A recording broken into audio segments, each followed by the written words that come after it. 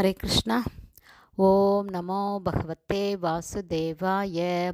நாராயணம் நமஸ்கிருத்யம் நரம் சைவ நரோத்தமம் தேவீம் சரஸ்வதீம் வியாசம் ததோ ஜெயம் உதீரயேத்.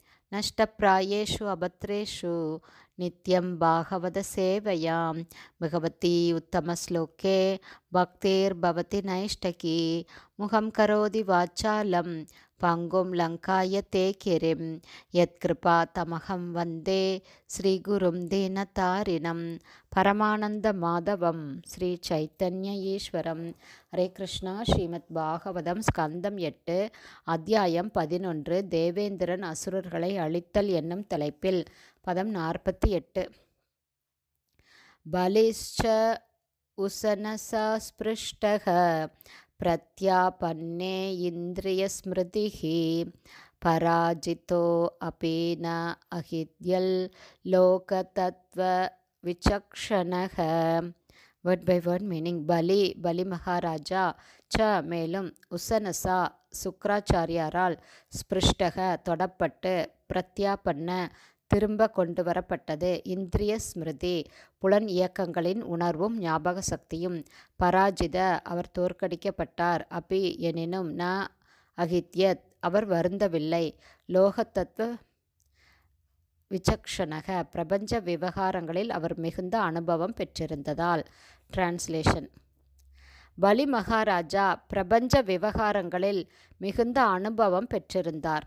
அவர் சுக்ராச்சாரியாரின் கருணையால் தனது புலன்களின் உணர்வையும் ஞாபக சக்தியையும் மீண்டும் அடைந்தபோது நடந்ததையெல்லாம் அவரால் புரிந்து கொள்ள முடிந்தது.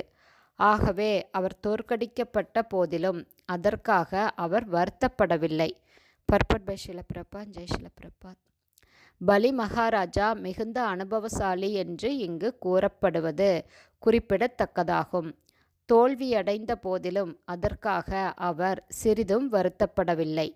ஏனென்றால் பகவான் கிருஷ்ணரின் அனுமதி இல்லாமல் எதுவும் நிகழ முடியாது என்பதை அவர் அறிந்திருந்தார். அவர் ஒரு பக்தர் என்பதால் அவரது தோல்வியை அவர் வருத்தப்படாமல் ஏற்றுக்கொண்டார். இது முழுமுதற் கடவுளால் பகவத்கீதையில் 2ஆம் அத்தியாயம் 47வது பதத்தில் பின்வருமாறு குறிப்பிடப்பட்டுள்ளது. கர்மணி ஏவதிகாரஸ்தே மா ஃபலேஷு கதாச்சன. கிருஷ்ண உணர்விலுள்ள ஒவ்வொருவரும் வெற்றியையோ தோல்வியையோ எதிர்பார்க்காமல் அவரவர் கடமைகளை நிறைவேற்ற வேண்டும் என்பதே இதன் பொருள். பகவான் கிருஷ்ணராலோ அல்லது அவரது பிரதிநிதியான ஆன்மீக குருவாலோ உத்தரவிடப்பட்டவாறு ஒருவர் தன்னுடைய கடமையை செவ்வனே செய்ய வேண்டும்.